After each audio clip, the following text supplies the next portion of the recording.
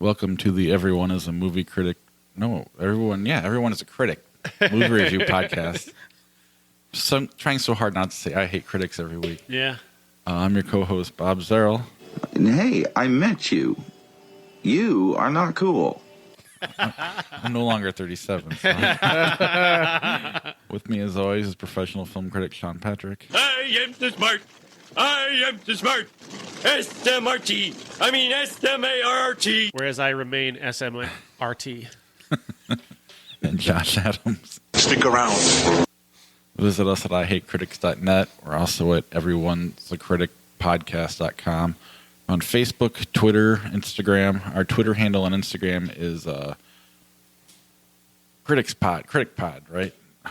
God damn it. Critics Pod, yeah. Critics Pod. Yeah. Yeah, it's Change like it to Josh make and I it just easier. let you hang every time.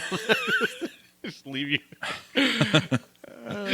Yeah, we're kind of dicks, aren't we? But there, you can check out our top fives and participate in them. You can also send us questions and comments and recommendations. We did get a question from Good Steve on Twitter asking if we've ever talked about Boondock Saints. And I know we have in passing. I don't think we're fans of the movie. I don't remember. Didn't we bring it up when we talked? We had to talk about Boondock Saints 2, right? We talked about, I don't know. Did that come out during the podcast? I feel like it Or is was that- before, like 2010. Yeah, I 2011, think we did something that like documentary overnight. Possible. And I think that's where we talked about it. And I think we've mentioned it here and there early on. I'll just save everybody the money. I did. I hate Boondock Saints. So do I, with a strong passion. But it's a buddy of mine who we consistently argue about everything on Facebook anymore because he's just wrong about everything. We used to work together and we used to connect on Boondock Saints. In that I hadn't seen it, and that was his favorite movie. Yeah. And now, knowing what I know now, and then looking back, I think to myself, "Oh, well, it totally makes sense that that's your favorite movie. It's nihilistic and adheres to a code that doesn't make a damn bit of sense to me, etc." But we could totally cover it at some point, I'm sure. Just speaking to a point that you often make is that the movie, I don't like the movie, but I hate the fans of that movie even more. Yeah. Like Boondock Saints fans, the hardcore fans, are the biggest douchebags. Right. I mean, it's the poor man's Tarantino is what that movie is. And that's what they're latching on to. Yeah. And it's annoying.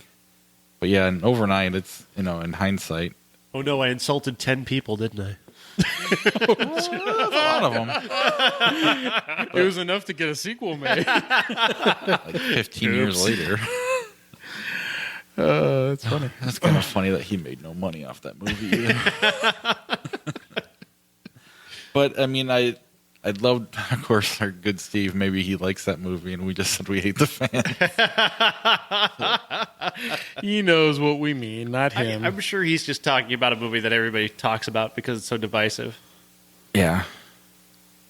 And He's then, also talked about another movie that we're going to talk about soon that was divided some people in the superhero community. oh, yeah.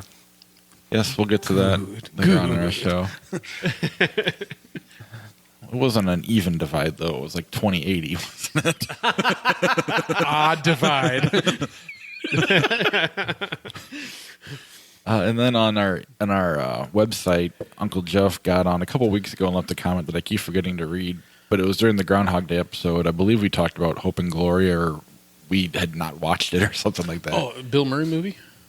Is that right? I think you're thinking, I'm thinking Mad Mad Dog Dog and Glory. Whoops. Shut up, Josh. But he said, I would strongly urge you to check out Hope and Glory. Without a doubt, one of my favorite films of '87. Laughter and tears, and then some more laughter, and one of the great endings of all time. So, I think that I should definitely make it a point to watch it before the end of the year if we do go back and say, like, hey, here's our top, whatever 87 movies, considering that was one of the 5 Best Picture nominees.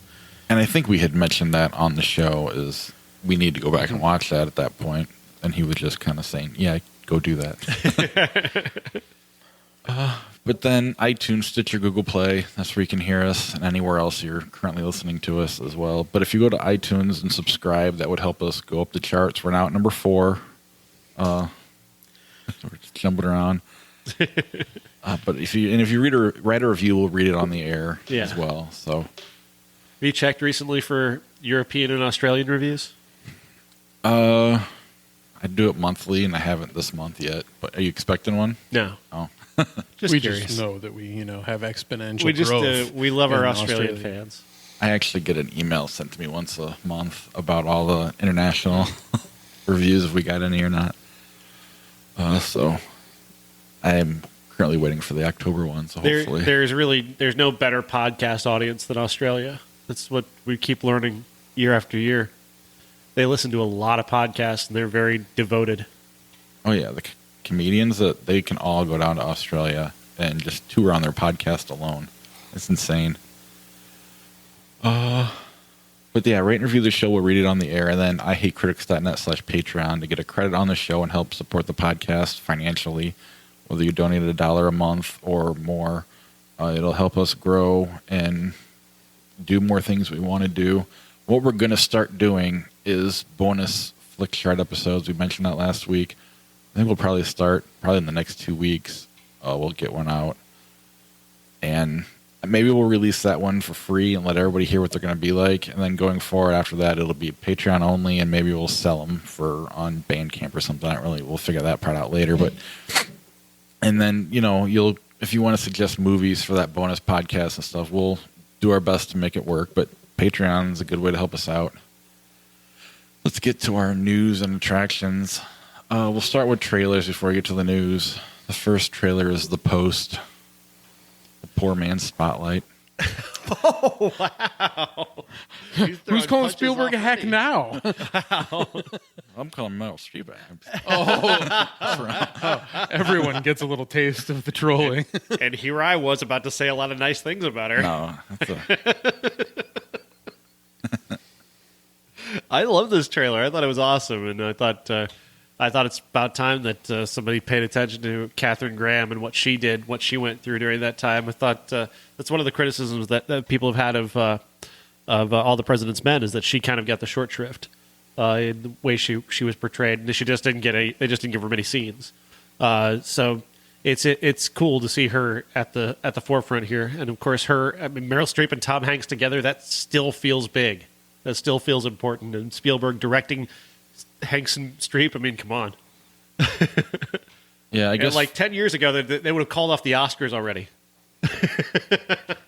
And that's the thing. I think 10 years ago would have been even more powerful. Now to me, it's almost. I mean, everything you said is true, but then there's you have these 3 Oscar powerhouse people. There's a little bit of the really. Let someone else do this. Tell the story, but why do they got to do it? But to be fair, I didn't even know that this was coming out, especially because when I'm thinking of Spielberg's films that he's got in tow, he's working on Ready Player One that's due next year, and then he sneaks in a film. I forget how prolific he can be sometimes in releasing a smaller film. Not that it's smaller in terms of importance, but it's smaller in terms of scale and less special effects and whatnot before he goes back to the other set and works on the other big movie. I really enjoyed this trailer. The reason I posted it, not just because I happened to see it before you guys did, but also I was kind of moved by just the big feeling of it. And I've been noted as saying I love journalism movies, and this is obviously a journalism movie. Couldn't be more important or timely either right now. Oh, absolutely. oh yeah, right. Especially with relatives of our team shutting out reporters and just shutting down journalists, period. Right. And what I meant by that 3 I just them being so known, could that be a distraction from how good the movie is? I mean, that's kind of what Of course. it's distracting me already, I guess is what I'm saying. That and your hatred for Tom Hanks, we I get hate it. Tom Hanks. Just wants him to be funny all the I time. like funny Tom Hanks. Try watching Larry Crowd and then see if you want to be funny I anymore. like Larry Crown. It's when he plays when he's in the army and he's not a soldier.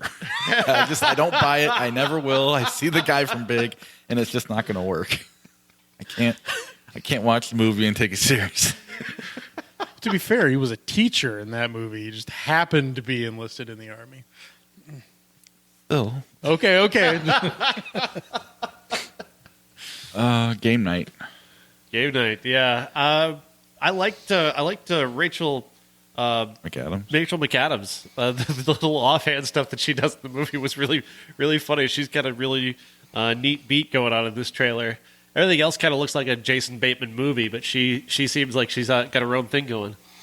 Yeah, I have no idea who made it or anything like that. I didn't look at that part, but this is a hell of a trailer. Like, I laughed out loud a couple of times, and especially the Rachel McAdams in front of the plane and the guy gets sucked back. Oh, he's dead. Okay, all right. I'm into it. As long as it doesn't become something like Very Bad Things, or as I understand it, Rough Night, where you start with a really interesting premise and then it becomes kind of nihilistic and devolves into something that you don't want to be a part of, and the characters do things that don't make a lot of sense, and you just feel bad about yourself once you're done. You know, yeah, if they can keep the funny and still make the characters sympathetic. Yeah. Which these movies, this kind of hard R comedy tends to forget to make your characters still have to be kind of likable. Yeah, it's got the cast of Friday Night Lights, and then Jason Bateman and Rachel McAdams. Yeah, I like this trailer the more it went on. I love seeing Winston from New Girl in there too. That guy's awesome. Yeah. And then Hostels. Right? Nothing to do with Eli Roth. Not Hostels. This has nothing to do. But that'll be our trailer that week. That'll be our classic, right? We've already covered it. The other torture porn classic.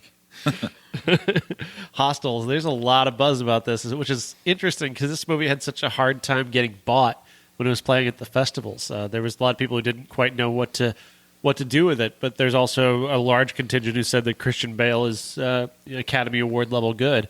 Which Christian Bale, you pretty much put him in anything, and he kind of brings that. I'm fascinated.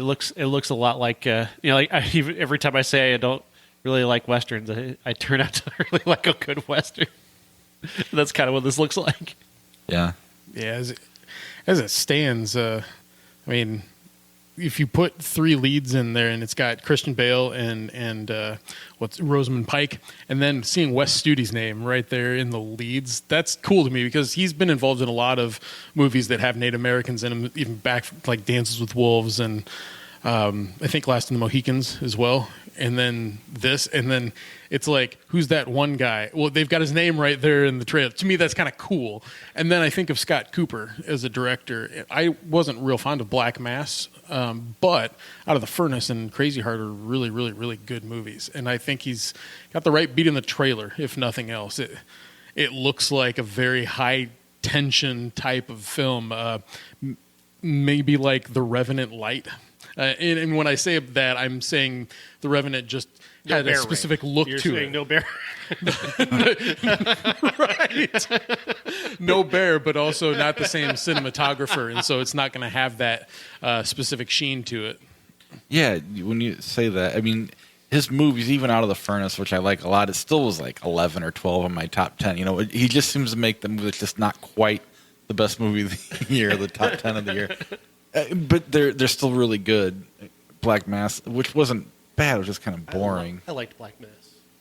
But I didn't love, it was kind of forgettable in terms of, Departed blew it away. Not nearly as good as the documentary about Whitey Bulger. Right. And then Movie Pass is going to, at some point, go away from Regal. Do we know how soon? We don't know how soon. It's still in the rumor phase because Regal hasn't come out and said it yet. But the theater managers are buzzing about it. And that is that Regal is going to be one of the many. It's part of one of the bigger conglomerates. Right. Is going to be eliminating Movie Pass, or at least not taking it anymore. And because they're starting their own subscription service. So you'll be able to buy a Movie Pass, but it'll be like a Regal Pass and. Eventually, Cinemark's going to do the same thing. Right. They're going to launch their own service because they've seen what MoviePass is doing. And they're like, well, we can do that. But they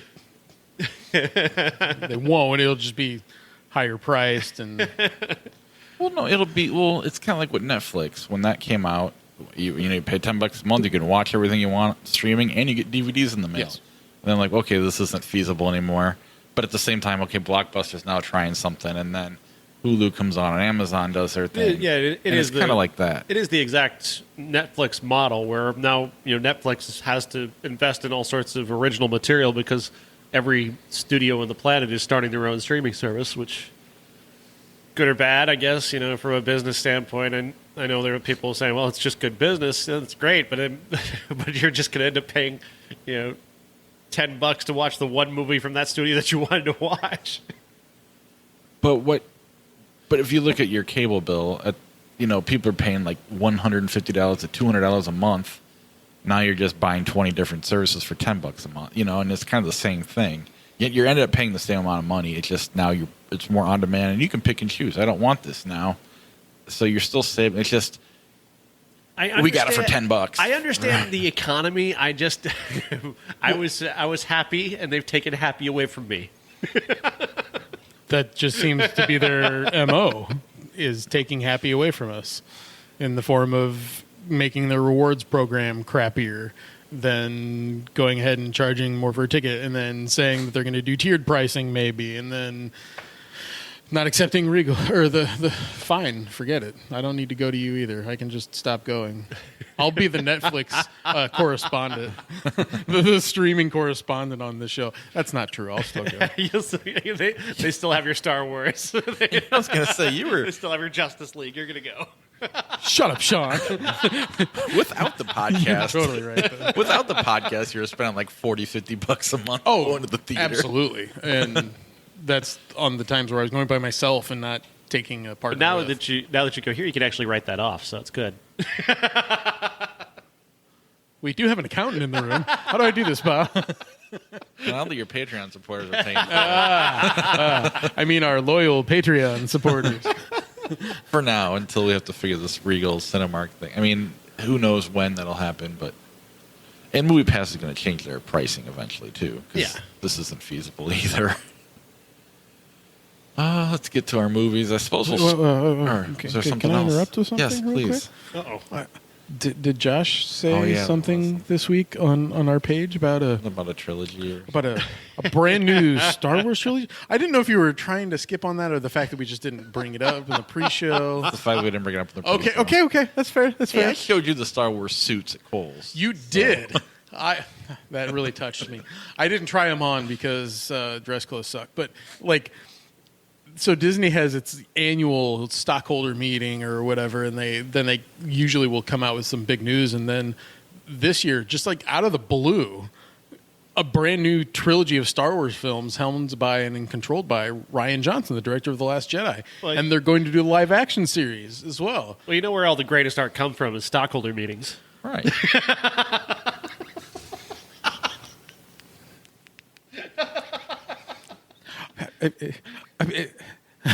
What? But didn't they announce this at the same time, roughly, as they announced like the new trilogy of movies we're seeing now, and the standalones and stuff like that? This is at stockholder meetings every year. I'm just okay. I just knew I could lay that one right under the ribs. That's what that is. But it's somewhat exciting because they're talking about like movies that don't have anything to do with the Skywalker family, and it won't have anything to do with like the characters that we know now. It'll be set in a different part of the galaxy. Or what I'm interested in is what period of time. Is it going to be in the distant future? Is it going to be in the distant past? There's lots of material there that's ripe for people that care. Will it be called Star Wars Deep Space Nine? Listen, or the next if generation? I could, I would rain lightning bolts down upon you where you sit. It's like my girlfriend calling Star Trek, the dolphin movie. Like, no, they're whales. They're whales. God damn it. This weekend, she said, Star Wars 4, the dolphin movie. I'm like, Star Wars? And it was Wow. Right. So I told her to get out. She's not even trying. Anyways, that's the big news for the week for me. I said I wouldn't shut up about it, so I'm holding true to that. But Sean looked confused about the Star Wars suits. We happened to run into each other at Kohl's, Yeah. and they have coat jackets and pants with like what what are they? The Stormtroopers. Stormtroopers, And then a and Darth there's a Vader Darth Vader one, and they come with concentric ties. And They're not it's, pajamas. No, they're suits. well, you can get the pajamas if you want, Well, they Okay. had those already. but I already have those. So Just so you know, anybody in my office, if you show up wearing one of these, you're fired. Really? they were really neat. Like I couldn't catch myself in a white suit, like the Stormtrooper one. But Like the Darth Vader one. the Vader one was Dark. kind of cool, though. And then it's purple Does on it the have a cape? inside. You could make one. You could fabricate one. But inside, the liner is purple, and I was trying to figure out, what does that even I mean? want Josh to wear a cape to work. I do already. And then it was fun to like show Josh the price afterwards. Too. What was the price? It was like on sale. It was like $130 Yeah, it's- for the coat jacket alone, I think. I moved on. Which is about the price of a coat jacket, but a coat jacket you literally can't wear anywhere. Unless you like wore it here. Which would be really uncomfortable. The conversation between Josh and his future wife for their wedding is: Can I wear the Stormtrooper or Darth Vader? There's been discussions about what attire would be acceptable in the event of a potential. They have it in C-3PO gold. That would be perfect. Oh, see, I like where. You better move on to the movies, man. I'm not going to shut up. Daddy's Home 2. Oh, if only Daddy's Home 2 is as funny as that last conversation. Daddy's Home 2 is awful. It's beginning to end awful. The first movie was really forgettable. It was just I barely even registered with me that it existed. And this one, it registered in all the wrong ways. I could start with the whole casting of Mel Gibson and go into the horrifying ways in which this movie bends over backwards to make Mel Gibson's old school masculinity look cool, which coming out this weekend after all we've been through this week, it's like Daddy's Home 2 arriving with Mel Gibson is like a very large fart in a very quiet room. Like, just don't remind us about who this guy is. The guy who threatened to kill his girlfriend, the guy who referred to a female police officer as sugar tits, the guy who insulted the Jews over and over again on tape. He's on tape. And now we're going to hold him up as the cool grandpa whose advice to the little kid is, you want to get a girl, just walk over there, kiss her, and slap her on the ass. Then the movie, of course, will play that joke out to the end and have it work. That's what the kid does. He goes over and kisses her and smacks her on the ass, and then all the little girls who are in the crowd line up to kiss him. Because that's absolutely what every woman wants. And certainly Spoiler alert. And really, that is everything that a woman wants, right? Just walk up to me, kiss me, and slap me on the ass, and then we'll all just line up. And especially little children, little girls. What a great message for little girls, isn't it? Don't you just want to take your daughter to see that? God, I hate this movie so much. But it's not even that. It's not even the Mel Gibson thing. Not that I could ever forgive the Mel Gibson thing, but the movie is just pure chaos, as if Will Ferrell and John Lithgow seem to think that if you scream the joke loud enough, everyone will laugh. If I go up in volume as much as possible, that's going to make everybody laugh. Oh, man, I just was so angry through this entire movie because there's just loudness equated to humor somehow, and it doesn't work. There's nothing funny here. There's no good jokes here. John Cena isn't even funny here. And that's hard. John Cena's been very funny in the last couple of things he's done. So I hate this movie. It's one of the worst of the year. Don't bother with it. Yeah, Rotten Tomatoes has the critic score very low, the audience score very high. So it's one of those. There was hardly any laughter when I saw it, though. I saw it in a crowded theater, and there was a ton of laughter. There was hardly any at the theater I was in. And maybe the fact that the theater was laughing made it a different experience for me. And I don't know. I kind of looked at it like an Adam Sandler movie kind of done right, which that doesn't really make sense. But I don't know. I didn't really feel like they were rewarding the kid. They made the advice was a bad thing in the movie. It wasn't like, hey, this works. It was a bad thing. Well, no, they set it up literally that in the end it works. All the little girls line up to be with him. That's not. That's But That you're is what pulling happens. things out to make your narrative. That's not how the movie went. Yes, That is how it went. That is literally the scene. but you're pulling. There are separated scenes. You're pulling things out to get it all there. the little girls witnessed him do that, and that's why they're lined up. That's what the message of the movie is. That's not what the message of the movie It is. is what the message of the movie is. No, it is not. Then why did all the girls line up to kiss him? All the little girls lined up to kiss him. Why? Not because he slapped. That has nothing. That they Was he? Yes, it was. That's the way the movie sets it And on up. top of that, it was his They were sister that he did that rewarding his to. behavior. So, Stepsister.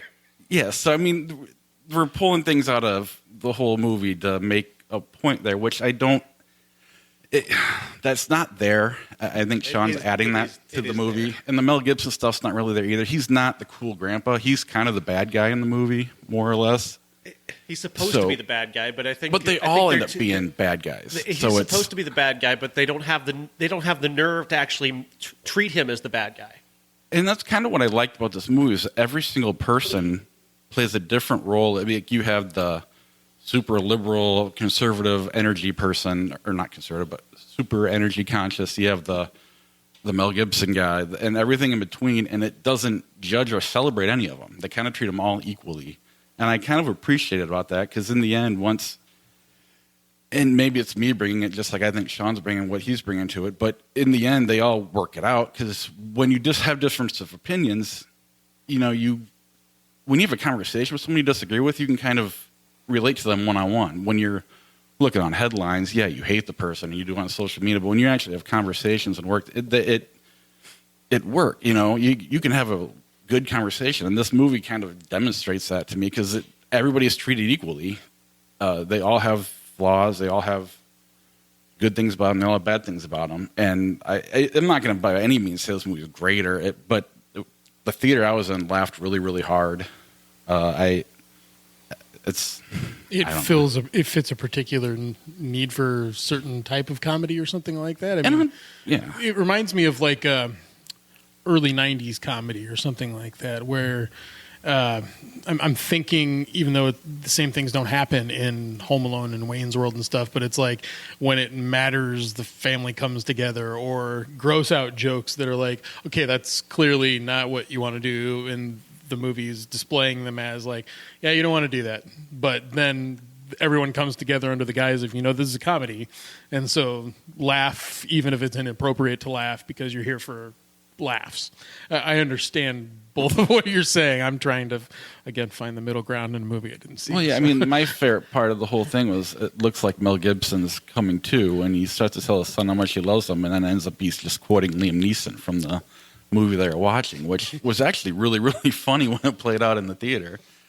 But again, it's Daddy Comes Home. It's not going to be, and John Cena isn't funny, but he's hardly in it. He just kind of pops up at the end. Just the fact that he's there is supposed to be kind of the joke more than anything, but I don't know. And when it comes to Mel Gibson, it's like everything he did, yes, is horrible, but you want to see somebody grow. I'm not saying he needs to be rewarded. He's not a victim by any means by being a celebrity and going through this in public, but I want to have him change his view. I want him to grow as a human being. I didn't do that in this movie. Everything he did was rewarded. Everything he did was rewarded. Everything everybody did was rewarded. That was the point of you have all these different personalities and beliefs and backgrounds, and they all kind of got to the same end. And that's kind of what worked in this movie for me. So it wasn't like they were just rewarding Mel Gibson. You can pull out John Lithgow and Will Ferrell and Mark Wahlberg and just focus on Mel Gibson and make it look like something it's not. But it was all of them. So it's not the same. And if you pull Mel Gibson's thing out, now you're just not including that part of it. But that's a real part. We're going through it right now. It's happening on social media right and left. You're seeing Louis C.K. You don't just pull that out to satisfy. Now you're just censoring yourself because I don't know. It's just you can be wrong and then get to the right spot eventually, and there's nothing. I don't know. There's just nothing wrong with that. And he kisses a guy. Mel Gibson does. So I mean, he's growing there. I never heard that. What dude? Oh, I can't remember who it was, but I did hear it. It's stupid. It's not really that funny. But I mean, that's not to make Daddy's Home 2 a real conversation. But I mean, I don't know. We both found polar opposite things in it, and I guess they're both there for you to find if you're looking for them. Either way, but that's that movie. Anything else for you to want to move on? It's a terrible film, and no one should see it. Take your kids. My Friend Dahmer. My Friend Dahmer. This is a very small, independent movie. It's about Jeffrey Dahmer as a high schooler, and it's one of those movies that appeals to true crime fans who I think all true crime fans in our hearts, we want to kind of not sympathize, but understand evil, like where it came from, how it could be. Not forgive it. There's no forgiving this, but understanding it, figuring out some way that there's a logical center to it somewhere. And there just isn't. And that's what's so frustrating, but yet so tantalizing about true crime stories like this one. Jeffrey Dahmer as a high school kid. This is based off of a graphic novel by a guy named Durf Backdurf, who is actually friends with Jeffrey Dahmer. Well, supposedly, kind of friends, not really. I mean, he was a guy who he saw Dahmer doing these things in school that were a little bit weird, and he thought it was some kind of transgressive prank. So he started being around him and thinking that this guy's funny. He's doing all this freak out stuff to mess with the man. I want to be part of that. But he was kind of exploiting the fact that Dahmer was already a little bit odd, and so to call that a friendship, I don't know if I would call a friend, but he was there and he went through this stuff. Yeah, the movie is fascinating. Ross Lynch plays Dahmer, and he's best known for playing Austin on Austin and Ally on the Disney Channel. So you couldn't find a guy who's more opposite of this character. Have you ever seen Austin and Ally though? When he comes off like Jeffrey Dahmer. I have no idea. That was before my kids. Just slightly. It's a full-bodied performance. It really is. It's a very physical performance on his part. He goes from being this gregarious, fun-loving kid to being this kid who's slump-shouldered, and he walks a little bit funny, and his manner is very odd. And it's not a showy performance. It's just a very real performance of a guy who actually was like this. He was kind of just always a little bit odd. There was always this melancholy cloud around him no matter where he went. Even when he smiles, it seems like it's coming from the wrong place. And the movie is very, very clever in the way it demonstrates that. And it brings you not to a place where you could ever sympathize or understand him, but just kind of, it gives you a sense like this was just going to happen. Like with this kid, this is just, it almost makes the point that killing is genetic. Like he just had some kind of defect. Like just from an early age, he got this fascination very early on in his life with roadkill. And he would pick up roadkill on the side of the road, and his dad has some sort of business where he deals with acid. And so he would take his dad's acid out to this place in the woods, and he would put the animals in the acid so he could get to the bones, because he wanted to know what the bones looked like. And they wanted to reassemble the bones and figure out what was inside of it. And that led to a further fascination with trying to figure out what human bones look like and where do human bones go and what does that do. And that bizarre fascination took itself to where it took itself. And there is the aspect of his homosexuality, which is kind of pointed out a little bit, but he's still not where he's in a place where he understands what he is feeling, which I thought the movie was very sensitive about, not fully going there about that, but certainly understanding this is a kid who's trying to figure out where he belongs on that spectrum. So I thought that was really, really well done. So, yeah, it sounds like whenever you hear something happen, everybody just like wants to know. They get fascinated with why. So you would, and you said you didn't get the sympathy, but you get the clarity. Is that kind of what? A little bit. Because that's kind of what always seems to be lacking with these kind of stories. Is you just never get. I don't know. No one's ever going to understand what it is that made him want to eat people. Like that is just that. I don't think there's any way to figure out what part of that appealed to him. On a very basic level, you get the anatomy thing. He's fascinated by anatomy, so you get the very basic level of that understanding. But what could drive him to actually kill people is still this thing that's only in his head and will only ever be in his head. I will say the older I get, the more freaked out I get by the human head. I mean, just think about how, it starts there and just how it slowly spirals. You know, you look at the Louis C.K. thing, and you're like, I would never want to do that. But somewhere that started and spiraled to where it got. That's so weird. That thought in front of a woman has never occurred to me ever. Outside of a Seinfeld episode, I've never even Right. And I thought it was just a joke. And it spirals to a point where now you're doing it, and then it's just crazy how the human mind. And then maybe, I don't know, I don't want to defend him or anything like that, but I don't know. It's just the human head's really, I don't know. My wife, we don't even really understand it. right? We're guessing. If you spend a lot of time following this thread, you're going to lose your mind. Oh, yeah. Because just think about everyday life where the things that people could do that they don't.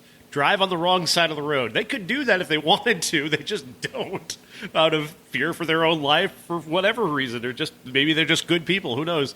But the times that people choose not to harm you, they actually are making a choice, even if they don't know it. Oh, yeah. That we live by the thinnest thread of this contract.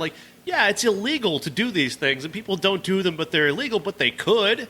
I mean, the law is not a physical thing.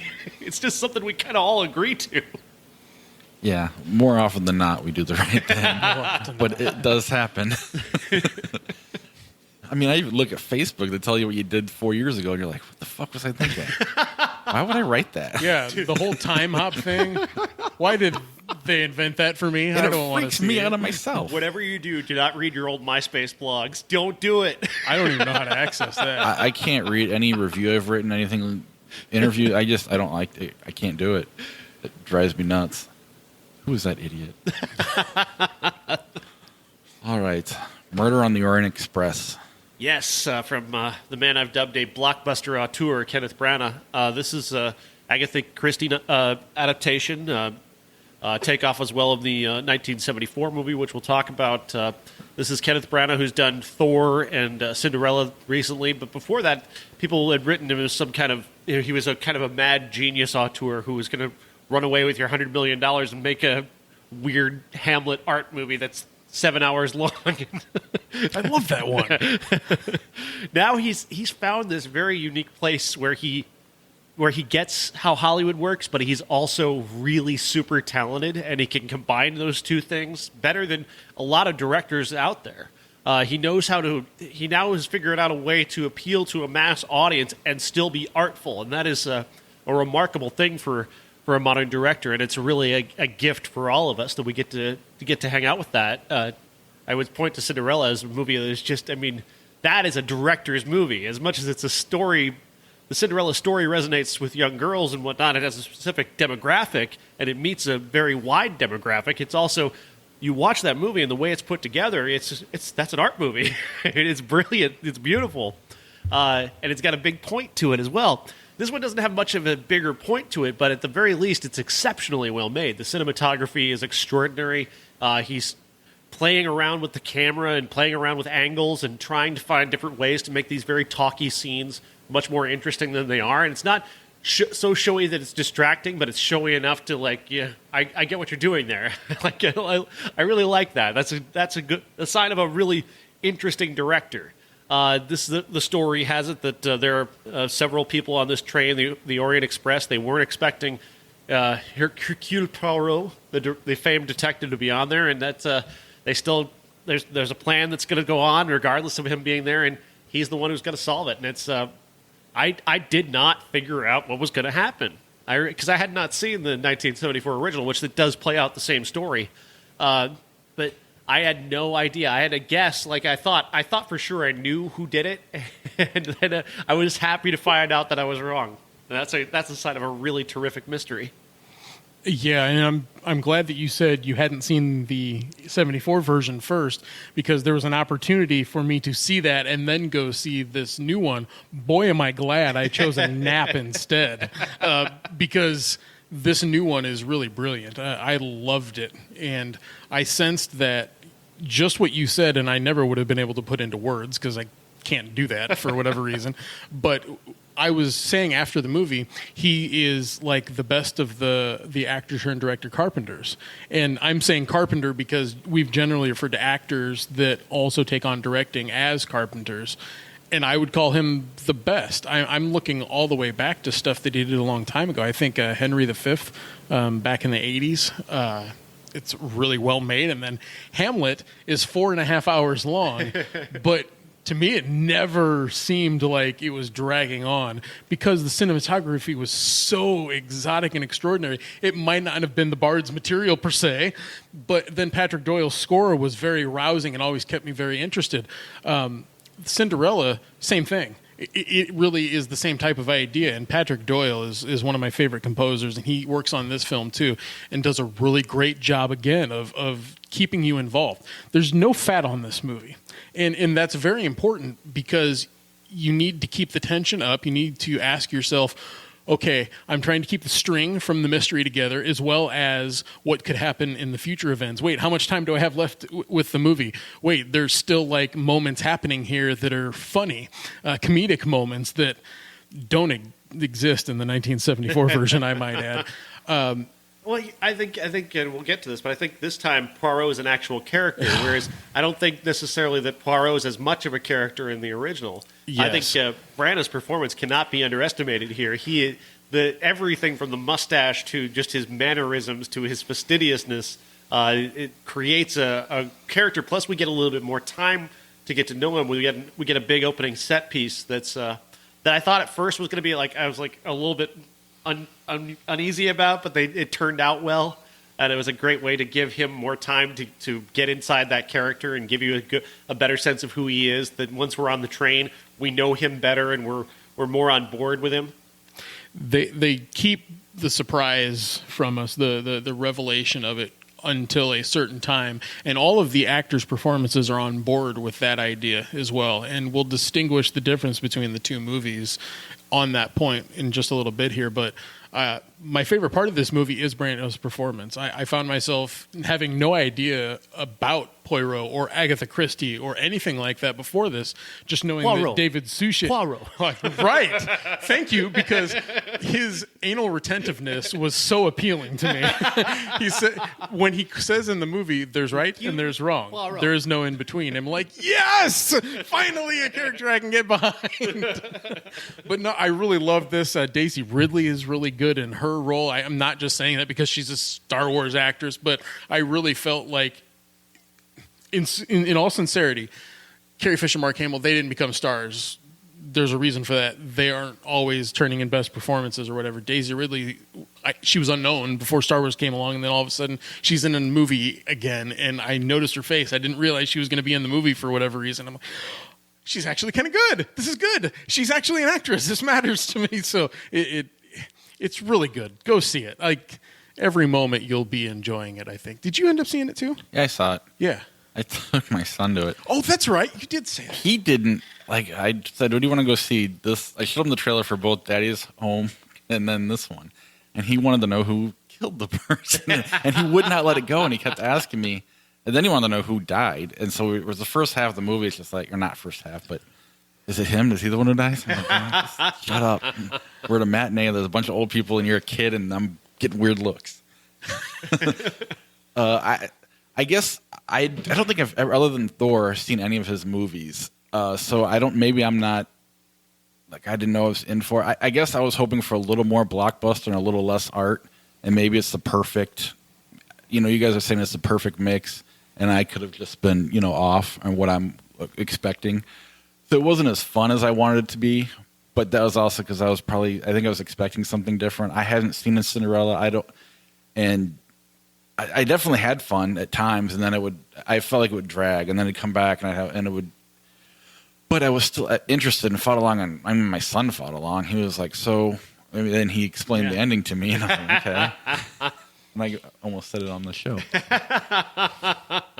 But I can't disagree with anything you were saying other than what I went in. But I guess what I went in with expectations wasn't really what I got, and it's probably more the way I went into it more than the movie itself.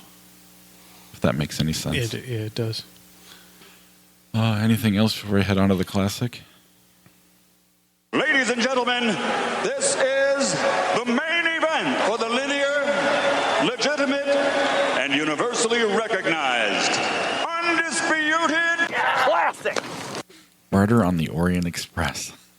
And I gotta say, I didn't have a great experience watching this movie. Nothing about the movie necessarily, but I had to watch it today on my laptop in a coffee shop with one headphone because my other headphone was broken. So it's like listening to it only on the left channel, and it's like on my computer, so it's in public place, so it's stopping and starting to. So it wasn't a great experience. So if that affects my opinion of the movie, I don't know. I didn't love it, this version, but I also knew what was going to happen because the Branagh version does the same story. Again, it's Hercule Poirot and another. Albert Finney's a good actor, but I think the thing about this movie is that we don't get as much time with Poirot. We don't have that opening set piece that the new one has, so we don't really get to know him very well. And throughout, he gets more on our side. We're following him throughout the film, but I felt like there was just always something missing compared to Branagh. Is so much more charming. He's so much more. He's much more handsome. He's much more interesting than Finney. So that kind of held me back. And then I was watching then I thought, oh, well, Sean Connery's in this, and yet he's such a background character. And Sean Connery is not a background character. He's distracting. You're constantly going, where's Sean Connery? What's he doing? And so that became kind of a problem for me watching this movie. I appreciate it. It reminded me a lot of those stuffy A&E TV shows with Poirot that were on A&E in the 90s. Slightly more fun, maybe, but not by much. I don't see it as a classic. It's certainly not the best thing De Palma's ever done. Well, it's a good thing he didn't direct this one then. It's Sidney Lumet directed. Oh, that's right. That's right. I think I know exactly what you meant in that I was seeing Sidney Lumet's name on the screen and said, oh, the Dog Day Afternoon guy, like The Verdict. This matters because he's directing this. And I saw this as his Poirot. Finney's, you're going to say it better than I would, but Finney was more of a caricature than a fleshed out character. And his French accent, he's not a French man, he's not a Belgian man either speaking French, but it was just slightly over the top, and he was a little more bombastic than I expected, as opposed to being introspective and withdrawn and calculating like Branagh's was. And that makes more sense to me. He seemed more like one of the crew in this version, or one of the suspects in terms of personality, nothing to really set him apart. The same thing goes for how the entire rest of the passengers act in this movie. They're always giving leery looks to the camera or off to the side somewhere. And what that does for me is makes me think that every one of them is in on it, which if you see these films, you are... You're catching on to something, okay? I wasn't attempting to do that, but so therefore I think this is an inferior version by leaps and bounds, and it has nothing to do with how well it's made because it looks very good. I mean, there's many recognizable faces here. Lauren Bacall and Ingrid Bergman won an Oscar for this particular movie. Obviously, Sean Connery and Albert Finney, John Gielgud et al., lots of recognizable faces. It seems like a big Hollywood production of something that they really wanted to be successful, and so therefore it did. But if you get towards the end of the movie, you're sitting there for 25, 30 minutes, and he's just talking through it all. I got so bored. Both my girlfriend and I fell asleep at different parts and had to kind of just rewind a little bit. And that's not the mark of a movie that we saw the night before in the theater. Yeah, it definitely doesn't hold up. I don't think time has been kind to it. I feel like knowing who all these actors and actresses are, and then going back and, I felt distracted a lot. Anthony Perkins distracted me. Yes. Sean Connery distracted me. Albert Finney distracted me. I didn't feel, and, this new one, same thing. Great, recognizable actors, but I guess I've just kind of grown up with them in movies, so I wasn't distracted by them. I bought into their characters. And I don't think I can fairly judge this movie just because of the time. I just don't think time has been kind to it. So whether it's good or bad, I don't know. I'd be curious to know at this point, having seen two versions of the film, what other versions of this film, because at least there's one more, 2001 version, and what the book is like, because there's clearly a series of books involving this Poirot character, and what do the characters do there? For example, the way that the murder is approached. There's one way to do it in one movie and another way to do it in another movie, and I felt that the 1974 version was a poor choice. But if that's the book's choice, then I think that means something. I don't know if either of you I have no idea. are familiar. Okay. But then also you got back to the newer one, $55 million budget with that cast and that set. That to me is impressive, and it made almost $30 million already. So And another $85 million worldwide. So right, already a hit. They're already talking about that Poirot Miss Marple shared universe. So you had to see the look on Josh's face there for a second. You got me. Put your top five. Who's your top five? All right. Our top 5 this week is train movies. We had one on Instagram, right? Good Steve, I think. Yes, you're right. You're going to get there before I I'm am. going to try. And while I'm trying to get there, I will read Cousin Jeff's top 5. He had number 5, Silver Streak. 4, Murder on the Orient Express, the original, Durr. 3, The Wolverine. 2, Midnight Meat Train. And 1, Terror Train. Who else we got? Jason from New Mexico. Off the top of my head, in no particular order, Planes, Trains, and Automobiles, Throw Mama from the Train, Blazing Saddles, Silver Streak, The Chattanooga Choo Choo. Good Steve had number 5, Wanted, 4, Mission Impossible, 3, Sherlock Holmes, A Game of Shadows, 2, Spider-Man 2, and then 1, Planes, Trains, and Automobiles. I had 5, Midnight Meat Train, 4, Runaway Train, 3, Strangers on a Train, 2, Snowpiercer, and 1, North by Northwest. Go ahead, one of you. Sean. I've got Unstoppable with Chris Pine and Denzel Washington. That was a pretty terrific movie. Strangers on a Train, Snowpiercer, Source Code, and North by Northwest number 1. I wasn't sure, honestly, because Unstoppable is a Tony Scott movie. Like, if you meant to put Unbreakable because of the scenes involving a train with that I one. was going for a movie that was mostly on a train, so Yeah, that one is yeah. mostly on a train. That's Granted, North fair. by Northwest is completely not totally on a train, but I mean, But yeah. it's enough North of by it is. Northwest. Because of the reminder that I received from you guys about finishing a top 5 this week, I actually decided to do it, and I did it while you guys were talking about Daddy's Home too. Let's see, I've got Planes, Trains, and Automobiles as my number 5. 4, Indiana Jones and the Last Crusade does involve a nice long train scene. That's a cool scene, so there we go. 3, Murder on the Orient Express, the new movie. I was, again, very impressed by it. 2, Source Code. I had forgotten that a good portion of that plot has to do with the train. And I love that movie. And number 1, The Fugitive, because there's a very pivotal scene involving an L train. So there's that. Of course. Is your Runaway Train the Woody Harrelson, No. Wesley Snipes? You're thinking Money Train. Money Train. Oh, you're right. No, Runaway Train's No. that one we missed from John Voight. It was that Prestige picture with John Voight, Eric Roberts. We wanted to see it, and we didn't. It's actually That's a lot of fun. right.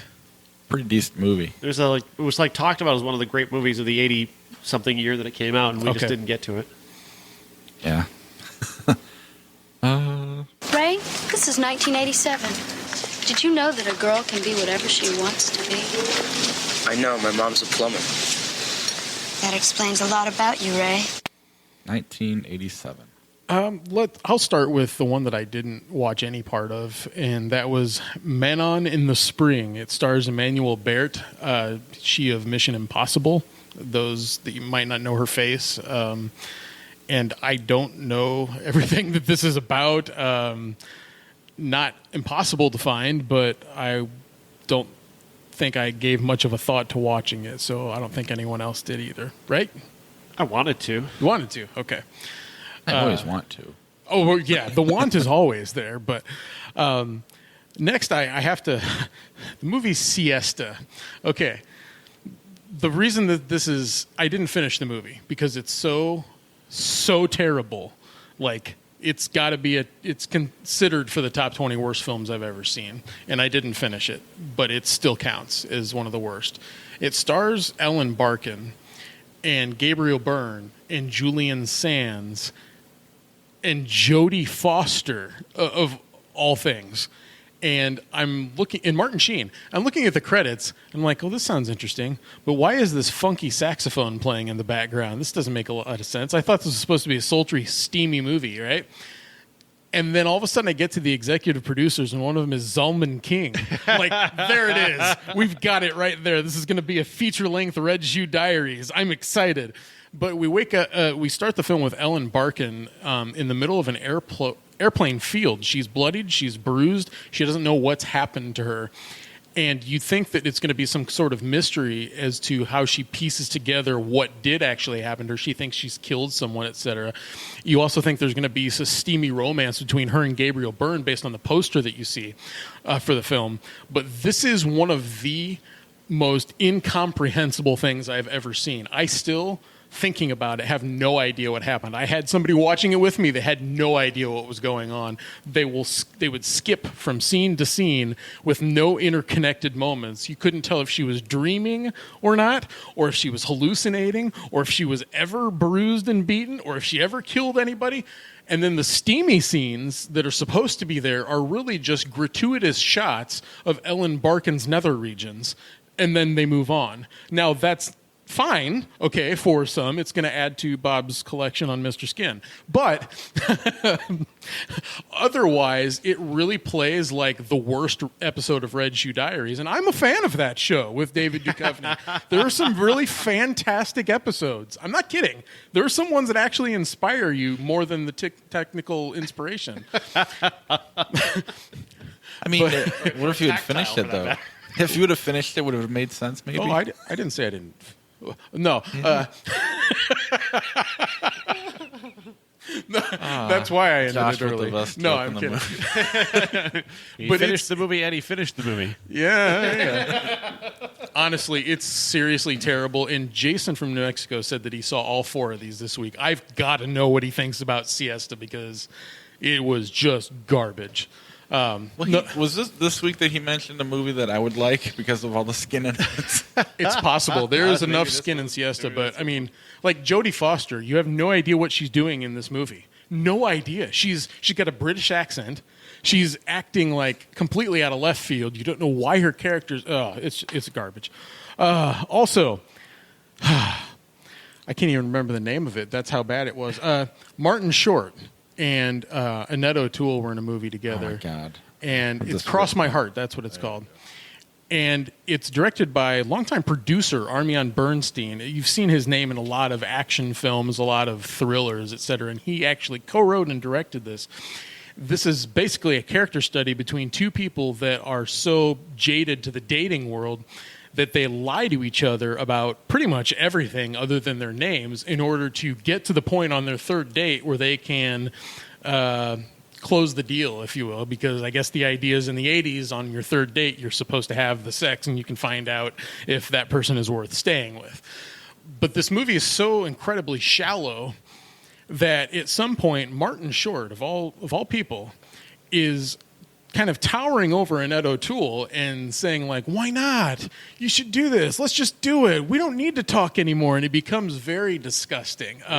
Now, I'm a very progressive film watcher, and I allow for a lot of things to take place. But in this particular case, I felt bad for the Annette O'Toole character and that this movie was gross. Not only is it not very good, it's not funny, it's not sexy in any ways, and it's also very boring. As I said, it's a character study for an hour and a half between just really 2 people. Paul Reiser's in the film at some point. Joanna Kearns. Hold on. You got Martin Short and Paul Reiser in a character study movie. And it should be good then, right? It should be funny. It should be funny, but they're not funny. There's no funny parts in this movie. I would have taken sexy off the table the moment when you told me the cast.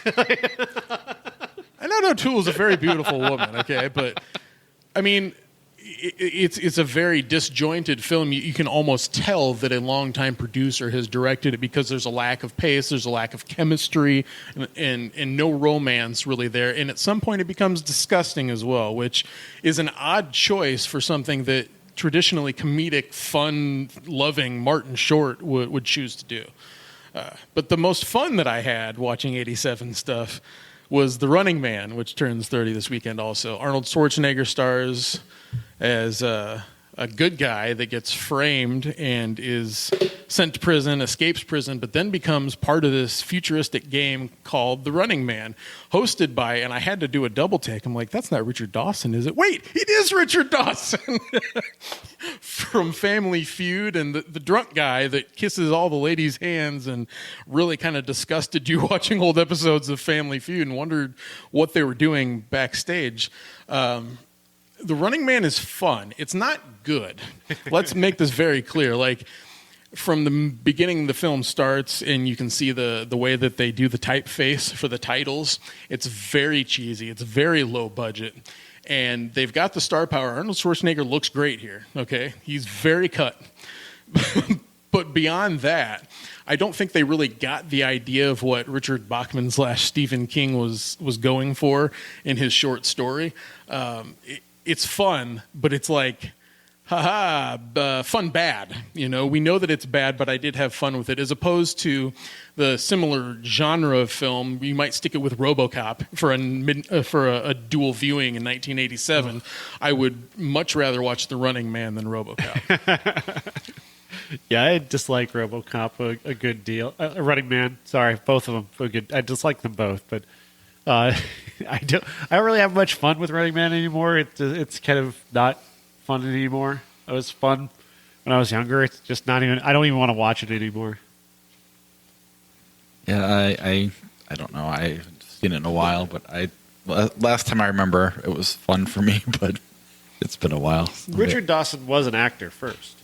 Oh, see, I didn't know that. He was on Hogan's Heroes. It does make sense because he really did. He was convincing is probably the best part of this film as a maniacal game show guy that really, like, he comes into the room and he starts barking at people. I want this and I want this. And I'm like, gosh, this is really cool. Who is this guy? I'm like, wait, that's Richard Dawson. So that does make sense. And of all of the Schwarzenegger Stallone stuff that we've brought up on this show, like Commando, I hated with a strong passion. First Blood Part 2, I liked. This is kind of right in the middle of those two. Lots of fun with First Blood Part 2. Running Man's right in the middle. That's fair enough. Next week, Justice League comes out. So we can get our old listeners back who like this. The new safe, fun Justice League movie that is going to be just good enough. Less than 2 hours long? Yeah. Early reviews are it's not that bad by any means. But it's clunky but fun, and I could assume that based on every trailer that I've seen. Mm-hmm. But because that our episode's going to be clunky but fun. So we're different? Weird, that's for sure. Our classic's going to be The Last Emperor, which actually happened to come out 30 years ago that weekend. And then we're going to do a Defend It, where Josh defends the Green Lantern. What is your take on the Green Lantern, Sean? Are you in thumbs down or thumbs up? I like Ryan Reynolds. I don't really remember much about the movie. Yeah, this is the 2011 Green Lantern film, obviously, that we're referring to, and it was critically panned, and financially it was kind of a disaster. It lost money for Warner Brothers, and it was supposed to start something kind of big, and I mean, you can tell by the way the film plays. But I'm excited to talk about it for various reasons, and one of our listeners, Good Steve, has been mentioning, will we ever get to that on the show? And this seems like the only possible week that we could be doing that. Otherwise, we'll be waiting until 2020 when the Green Lantern Corps movie comes out. So now we can at least get this out of the way. So thanks in advance. If you guys want to borrow it, I got it, of course. I'm sure I can find it somewhere. In a dollar bin.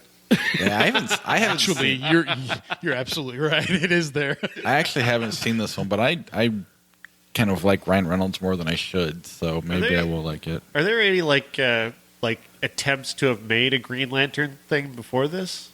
No. No, No, it's like this- there was a Doctor Strange movie that was made in the 70s. Mm-hmm. That is just awesomely 70s bad. If you haven't had a chance, and of course we all know about the Wonder Woman TV show. It wasn't bad, but it was it was kind of fun actually. But I love those 70s attempts at that, and I would love to see a 70s attempt at Green Lantern if there was one out there, or an 80s attempt. He was in the Green Lantern movie that ended up being laid on the cutting room floor. The George Miller Justice League film, and Common was the Jon Stewart version of Green Lantern in that film. And I mean, that would have been a very interesting choice. I'm so excited to see how it might work into Justice League next week.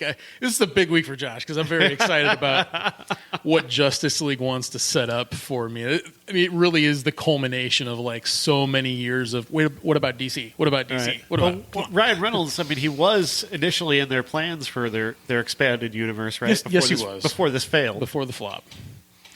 He's in the right place now. Yeah. And then We didn't even cover that news about the fact that Disney might buy Fox, Yeah. and that they get X-Men and Deadpool and all that stuff with it, so they can, if they wanted to put all that stuff together, they could. Not official yet; it's still in the rumor stages, but apparently that could happen. It also means I could finally get my goddamn theatrical versions of Star Wars. I watched his eyelids close slowly over there. Like, that's what you're concerned about? well, I was blinking, and then I just was like, okay. I'm just going to keep him shut for a little bit. But that is our show. I do want to thank our Patreon supporters, Charlie Messing, the Key Grip,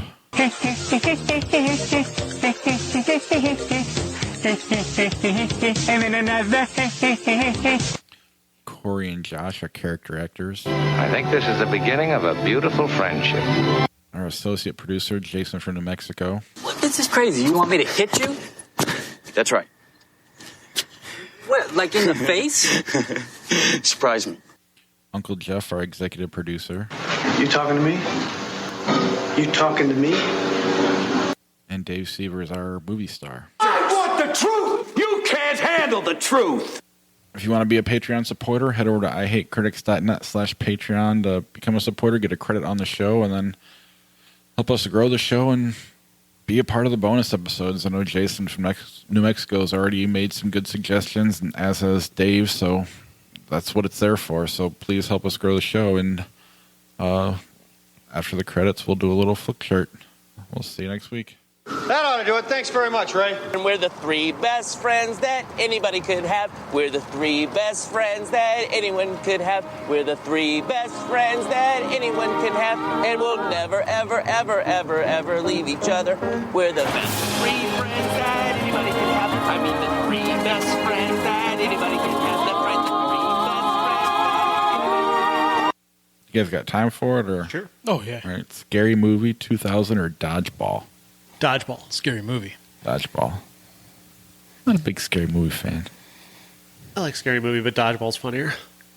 Terminator 2 Judgment Day, The New World 2005. Oh, this is interesting. It's the new world for me. Terminator 2. I'll be alone on that one. It's fun. Terminator 2. I love Terminator 2, but New World is... I love that movie. Beauty and the Beast 1991 or Clueless 1995.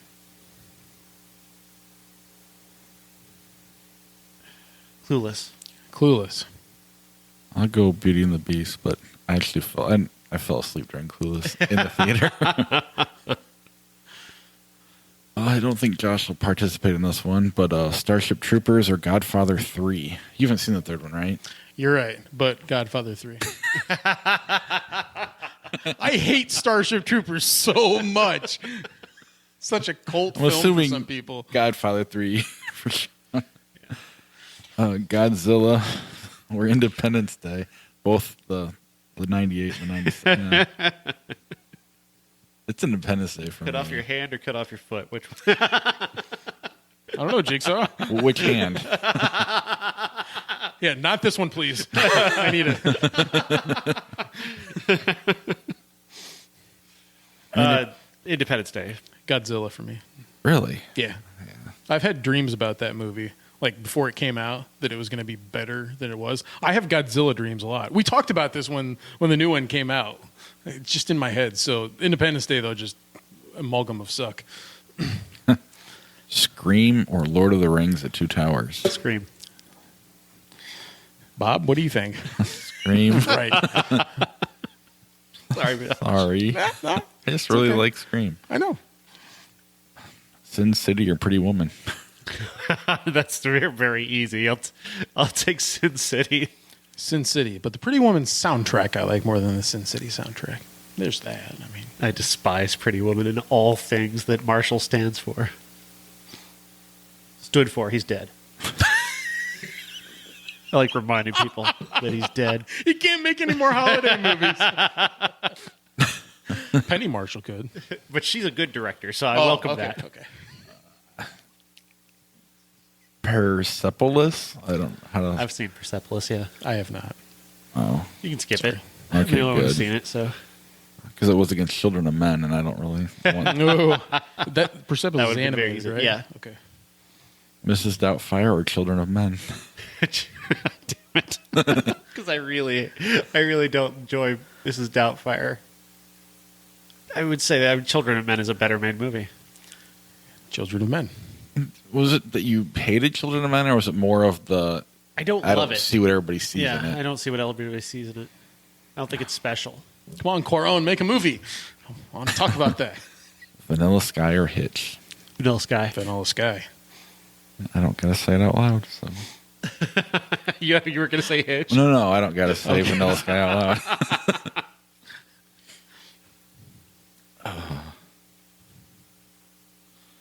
Dead air always makes for good radio. Oh you man, just a vamp? We can do some banter or something? There you go.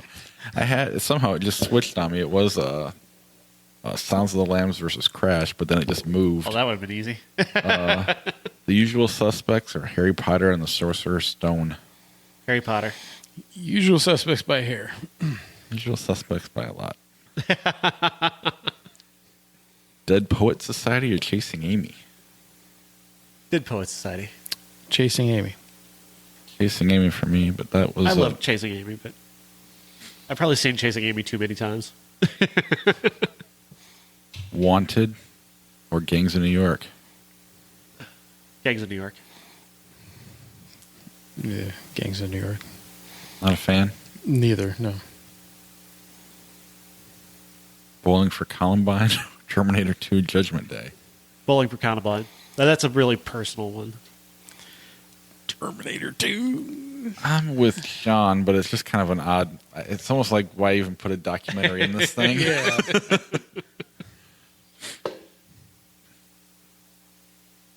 Aaron Brockovich or Men in Black 2? Aaron Aaron Brockovich. I keep The Simpsons has ruined my life because every time I hear Aaron Brockovich, I think Aaron Chaco Snitch.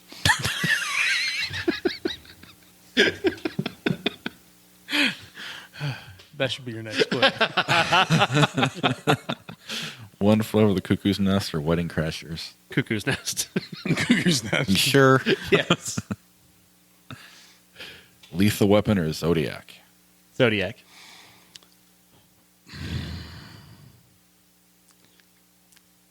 I'm with you. It's like Zodiac's better, but I'd watch Lethal Weapon right now. Lethal Weapon. God damn it.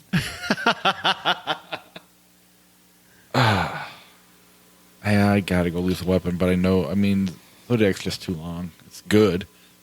Nothing wrong with being as long as it is. I'm not gonna watch it unless you tell me to for the podcast. I would watch Zodiac right now. But I mean, I could go to bed tonight watching Lethal Weapon, and that's what I've done. Iron Man or Snow White and the Seven Dwarfs, 1937. Iron Man. Iron Man. No guy's gonna pick Snow White. American Pie 2. I'm just kidding. American Pie 2 or Happy Gilmore? American Pie 2. Agreed. I don't really know, so that made it nice. Casino or Ghost? Casino. Yeah, I still haven't seen Casino, but I feel like I'd still pick Ghost. Probably. but I'd take Casino, so it doesn't matter. Yeah, right. X-Men 2 or The Lion King? The Lion King. Lion King. No, why my brain caught up on that word for some reason. You know, Elton John closed the show with The Circle of Life. Really? All those hits, and that's his. Did he really? That's weird. He has been forever. Oh, that's interesting. Well, I'm really jealous you got to go to that. I looked for, aftermarket tickets for that one. People that I went with, went to get a beer halfway through it, never came back. Oh. I probably shouldn't say this on the podcast in case they listen, but it was just kind of like, well, thanks for getting the tickets for us. I heard those were pretty expensive tickets, It could have too. been. That's why I wasn't there. So, Boss was in the front row. Somebody was telling me tonight that it was actually like, you could spend just as much traveling to Vegas to see Elton John as you would to see him here. that doesn't surprise me. I mean, it depends on where you sit. Yeah. Yeah. Ooh, and then you could see Celine Dion while you're at it. That's okay. I will say, though, for anybody who's wondering, Billy Joel blew him out of the water. That seems fair. Lord of the Rings, The Two Towers, or Grindhouse. Damn. Wait, no. Gosh, that's tough. Death Proof. I mean, if it was just Death Proof. I don't. What was the other choice? Lord of the Rings, The Two Towers. Grindhouse. Get it over with, Bob. Grindhouse. I was actually going to end the show, and then it popped up. Really good movie, though. Well, it's Tarantino. He doesn't mess up. Movie-wise. Yeah. Yeah, this is not a good one, so that's over. Oh, no, there is a good one. It switched on me again. Fantastic Four 2005 or Alien vs. Predator 2004. Son of a bitch. How dare you? Fantastic Four. Oh, no! I was not going to pick a Paul W.S. Anderson movie. I'm forced to. Anything. Alien versus Predator. Sanaa Lathan's in it. She's pretty. Queen's in it. Jessica Alba's another one. Yeah, I know, but it's seriously way better than Fantastic Four. Have you seen Alien versus Predator? So I'm not voting. Okay. But, see you next week.